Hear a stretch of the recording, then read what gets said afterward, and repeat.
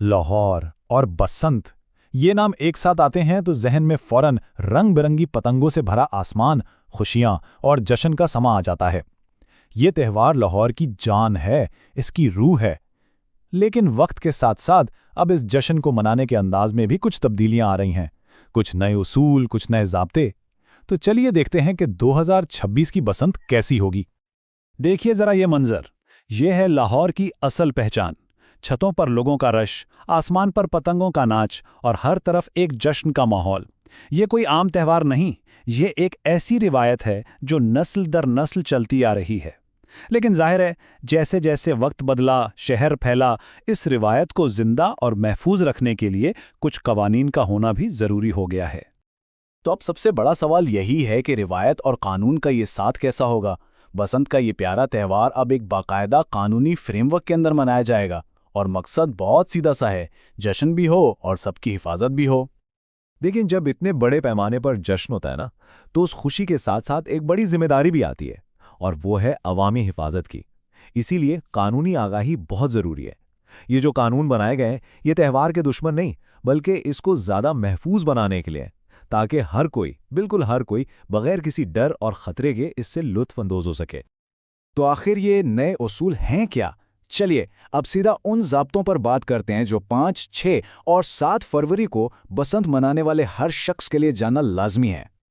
अच्छा, तो इन उसूलों को एक एक करके समझते हैं। सबसे पहले बात करते हैं सबसे अहम चीज की, और वो है पतंग की डोर। सच पूछें तो ज्यादातर हादसात इसी की वजह से होते हैं। हिफाजत का सारा दारोमदार इसी बात पर है कि डोर कौन सी इस्तेमाल हो रही है। यहाँ पर बिल्कुल साफ साफ बताया गया है, इजाज़त सिर्फ और सिर्फ आम धागे और सूती डोर की ही है। इसके अलावा शीशा लगी डोर, केमिकल वाली डोर या धाती तार, ये सब चीज़ें जो जानलेवा साबित होती हैं, उन पर मुकम्मल पाबंदी है। मतलब इस पर कोई समझौता नहीं हो सकता। अच्छा, इस बार एक बिल्कुल नई चीज़ भी है, जिसे कहते हैं ट्रेसेबिलिटी, यानी हर चीज़ का रिकॉर्ड रखा जाएगा। अब सिर्फ पतंगे ही नहीं, बल्कि जिन छतों पर पतंगबाजी होगी उनकी भी रजिस्ट्रेशन लाजमी होगी। हर पतंग पर एक QR कोड होगा, ताकि खुदा न खास्ता कोई मसला हो तो पता चल सके कि जिम्मेदार कौन है। मकसद ये है कि बसंत सबके लिए खुशी का बायस बने, किसी तनाज़े का नहीं। इसीलिए पतंगों के डिज़ाइन पर भी कुछ पाबंदियां हैं। दफ़ा 144 के तहत ऐसी कोई भी पतंग उड़ाने की इजाज़त नहीं होगी जिस पर कोई सियासी, मजहबी या इश्तिहार अंगेज तस्वीर, नारा या कोई अलामत बनी हो। अच्छा, कवानीन तो बन गए, लेकिन अगर कोई इनकी खिलाफ वर्जी करे तो क्या होगा? अब जरा इन सजाओं और खतरात पर भी नजर डालते हैं, क्योंकि ये जानना बहुत बहुत जरूरी है। 346 ये सिर्फ एक नंबर नहीं है, इसके पीछे एक पूरी कहानी है, एक बहुत बड़ा हिफाजती इकदाम है जो इंतजामिया ने उठाया है। इसका मतलब ये है कि हुक्काम ने 346 ऐसी खतरनाक इमारतों की निशानदही की और उन्हें सील कर दिया। क्यों? ताकि इनकी गैर महफूज छतों पर कोई हादसा ना हो। ये कदम जाहिर करता है कि इस बार अवामी हिफाजत को कितनी संजीदगी से लिया जा रहा है। अब एक बहुत अहम कानूनी बात समझ लें, ना काबिल ज़मानत जुर्म। इसका मतलब है ऐसा जुर्म जिसमें ज़मानत आपका हक नहीं होता और इसका मिलना बहुत मुश्किल होता है। और अब बसंत के दौरान गैर कानूनी पतंगे बनाना, खतरनाक डोर इस्तेमाल करना या हवाई फायरिंग करना, ये सब इसी कैटेगरी में आएंगे। यानी ये अब कोई छोटा मोटा जुर्म नहीं रहा, बल्कि एक बहुत संगीन मामला बन गया है। और हाँ, ये कानून सिर्फ बड़ों के लिए नहीं है। अगर कोई बच्चा कानून तोड़ेगा तो उसके वालिदैन या सरपरस्त जिम्मेदार होंगे।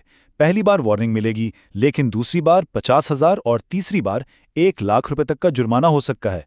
तो ये वाकई एक संजीदा मामला है। ज़ाहिर है इतने सारे कवानीन, सजाएं, खासतौर पर जो लोग बड़े इवेंट्स करवाते हैं, उनके लिए ये सब समझना और इस पर अमल करना आसान नहीं होगा। तो फिर सवाल यह है कि इस कानूनी भूल भुलैयों में रास्ता कैसे तलाश किया जाए? तो जनाब, इसका हल है प्रोफेशनल मदद। यह सवाल वाकई बहुत अहम है, खासकर उन लोगों के लिए जिनकी जिम्मेदारियां बड़ी हैं। सोचें, कोई होटल मालिक, कोई इवेंट ऑर्गेनाइजर या कोई भी बिजनेस, उनके लिए तो एक छोटी सी गलती भी बहुत बड़े कानूनी और माली मसले का सबब बन सकती है। तो इसका हल है प्रोफेशनल लीगल सर्विसेज, यानी कानूनी माहिरीन की मदद। अब कई लॉ फर्म्स ऐसी खिदमात दे रही हैं जिनका मकसद ही ये है कि आपका इवेंट कानून के दायरे में रहे और हर तरह के रिस्क से महफूज रहे। ये फर्म्स करती क्या हैं? ये आपको पहले से मशवरा देती हैं ताकि कोई मसला बने ही ना। آپ کے بزنس کو قانونی تحفظ دیتی ہیں، اور اگر خدا نہ خواستہ کوئی قانونی معاملہ بن جائے تو عدالت میں آپ کی نمائندگی بھی کرتی ہیں، یعنی شروع سے آخر تک مکمل لیگل سپورٹ۔ تو اس ساری بات کا خلاصہ کیا ہے؟ یہی کہ بسنت کا مستقبل اب ہمارے اپنے ہاتھوں میں ہے۔ یہ تہوار تبھی زندہ رہے گا جب ہم سب مل کر ذمہ داری کے ساتھ اسے منائیں گے اور اسے محفوظ بنائیں گے۔ جیسا کہ قانونی ماہرین کہتے ہیں، بسنت لاہور کی ثقافتی روح کی عکاسی کرتی ہے، لیکن یہ قانونی آگاہی اور تعمیل کی اہمیت کو بھی اجاگر کرتی ہے۔ مطلب ثقافت اور قانون کے درمیان ایک بیلنس۔ ہمیں یہ یاد رکھنا ہوگا کہ اپنی روایت مناتے ہوئے قانون کی پاسداری بھی کرنی ہے۔ یہ جو دو تصویریں سامنے ہیں نا، یہ پوری کہانی کا خلاصہ ہے۔ ایک طرف جشن کی خوشی ہے، روایت کا رنگ ہے، اور دوسری طرف قانون کا نظام۔ اور یہ دونوں ایک دوسرے کے مخالف نہیں ہیں، بلکہ ایک دوسرے کے ساتھی ہیں، پارٹنرز ہیں۔ اور ایک بات جو بار بار یاد رکھنے کی ہے وہ یہ کہ یہ قانون بسنت کو ختم کرنے کے لیے نہیں بنے، نہیں، بالکل نہیں، یہ اسے بچانے کے لیے بنے ہیں، اسے آنے والی نسلوں کے لیے محفوظ بنانے کے لیے بنے ہیں۔ قانونی شعور ہی اس تہوار کی زندگی کی ضمانت ہے۔ اور آخر میں سب کے لیے ایک سوال چھوڑے جا رہا ہوں، کیا اپنی پرانی اور پیاری روایتوں کو بچانے کا یہی نیا طریقہ ہے؟ کیا ورثے اور آج کے دور کے حفاظتی تقاضوں کے بیچ توازن قائم کرنے کا یہی بہترین راستہ ہے؟ اس پر سوچیے گا ضرور۔